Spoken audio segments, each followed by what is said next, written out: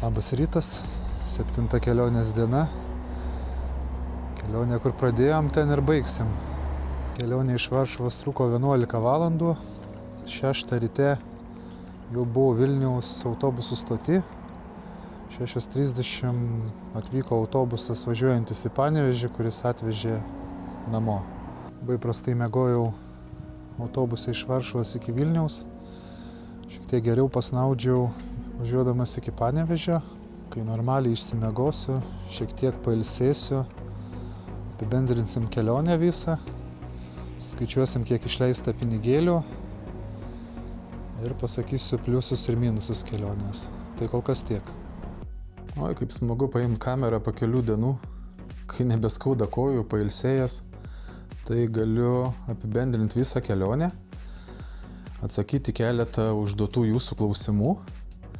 Tai gal pradėkim nuo pirmo klausimo, su kuo filmuoju visą kelionės laiką. Tai filmuoju su DJI Osmo Action 4 kamerytė. Turiu įsigijęs DJI Mic Mini mikrofoną, kurį dažnai pamiršdavau įsijungti kelionės metu. Turiu įsigijęs keletą papildomų baterijų, dėklą baterijom ir keletą atminties kortelių, kad nenutiktų kas nors neįtikėtino. Dar labai daug sulaukiau klausimų apie kelionės išlaidas, kiek kas kainavo. Tai viešbučiai ir butai kainavo visą savaitę 244 eurus, traukinių ir autobusų bilietai kainavo 170 eurų, bilietas į Druskų kasyklą kainavo 33,50, bilietas į Koperniko mokslo centrą kainavo 11 eurų, bilietas į Pinball Station žaidimų muziejų kainavo 14 eurų, bilietas į apžvalgos ratą Gdanske kainavo 10 eurų, taigi viso išleista yra 482,50 eurų. Tai įsiskaito gyvenimo išlaidos, lankytinų vietų bilietai ir traukinių bei autobusų bilietai. Nu, apie 200 eurų per visą savaitę išleidžiau pietums, vakarienėms, lauktuvėms ir kitiem dalykėliam. Kokie kelionės pliusai? Gal pradėkim nuo pliusų, ne nuo minusų. Pamačiau viską savo akimis, o nežiūrėdamas kitų YouTube filmukus. Pamačiau daugiau negu tikėjausi iš tikrųjų. Maistas visur buvo nuostabus. Ką norėjau išragauti, tikrai beveik pavyko paragauti. Tik fleki patiekalo neteko paragauti, nors jau esu ragavęs, bet niekur neradau nei Gdanske, nei Varšuvai, nei Krokuvai, kur paragauti. Tie, kas žino, kas tai per valgymas fleki, tai tie supras. Išbandyti greitieji traukiniai. Na, tokių Lietuvoje tikrai neturim, įspūdis tikrai neblogas. Kaip pamenat, apart interneto kokybė, tai viskas kaip ir puikiai. Tačiau važiuojant vaizdai, tai pro traukinio langą buvo nuostabu. Druskų kasyklos atrodo paprastas dalykas, tačiau ta istorija, prisilietimas, ta dvasia požemiuose buvo kažkas tokio. Koperniko mokslo centras nuostabus pasibuvimas ir prisilietimas prie to, ką gali žmogus sukurti. Tai tikrai labai patiko ir tikrai rekomendavau visiems atvykti. Na ir visos kitos aplankytos vietos. Ir dar vienas iš pliusų tai, kad kažkiek pramokau montuoti video ir kaip kažkas sakė, kad su kiekvienu video išleistų YouTube'ai vis geriau ir geriau. Na, o dabar kelionės minusai. Tai pirmiausias minusas gal toks, kad važiuojant į tokius miestus kaip Gdanskas, Krokuva, tai reikėtų turėti patogią avalynę, jei planuojat daug vaikščioti. Tikrai nevažiuokit su sportinė avalinė. Geriau važiuokit su kokybiškais regatos arba Kolumbijos žygio batais. Jau gal 4 kelionės dieną sunkiai kojas pavilkau ir iš tiesų daug kas pastebėjo tai. Aišku, gal visko nebepulčiau per savaitę apžiūrėti tiek, kiek pavyko apžiūrėti, gal palaipsniui viską po truputėlį, gal daugiau laiko skirčiau. Dar vienas iš minusų tai yra anglų kalba. Nors ir pats nekalbu gerai angliškai, bet Lenkai tikrai tingi kalbėti, nenori arba nemoka kalbėti angliškai. Vienintelis miestas, kuriame puikiai pavyko susikalbėti angliškai, tai buvo Krokuva. Tiek apgyvendinimo vietoje, tiek Druskų kasykloje, tiek restoranuose, visuose kiek valgiau, visur buvo puikiai galima susikalbėti anglų kalba.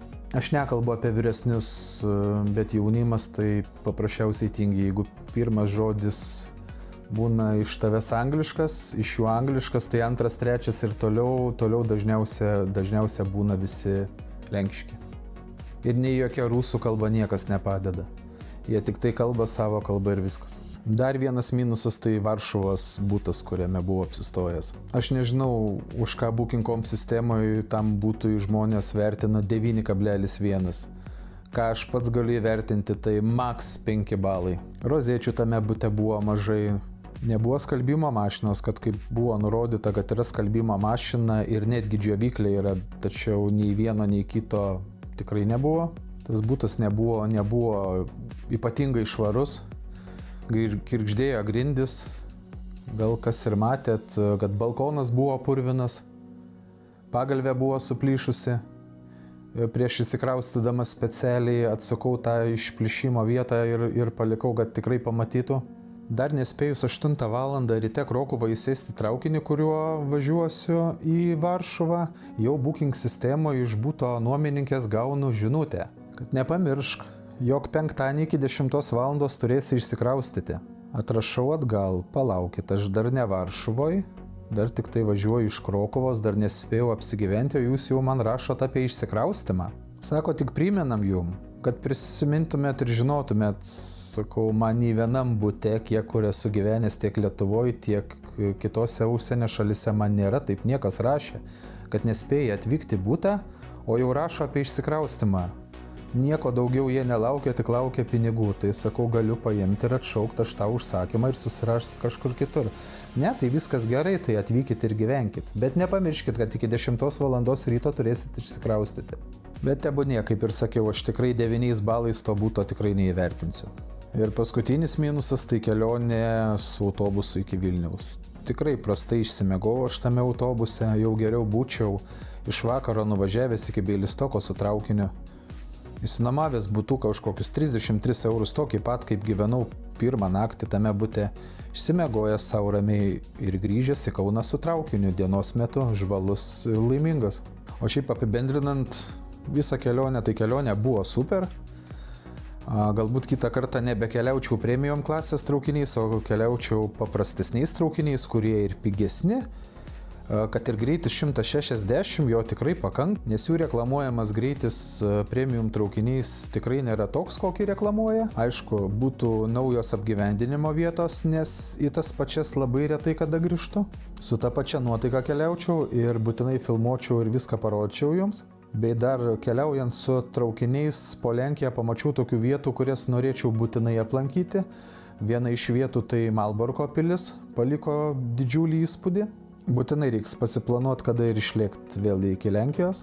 Šiaip, kas mane pažįsta, tai žino, kad aš nesu istorinių pastatų muziejus, man patinka naujoji architektūra, bet yra Lenkijoje ką ir pačiam pasižiūrėti iš istorinių objektukų. Tai va, ir pabaigai labai dėkoju, kad žiūrėjot ir palaikėt kelionės metu ir dar vis iki dabar žiūri. Smagu sulaukti tiek daug peržiūrų, nes tikrai nesitikėjau. Galvojau, kad nors vienas filmukas pasiektų 100 peržiūrų būtų labai gerai, bet čia iš tiesų labai nustebinot. Šįkart linkėjimus siunčiu visiems žiūrėjusiem ir žiūrintiem, o dabar tariu ačiū ir iki kitų kartų.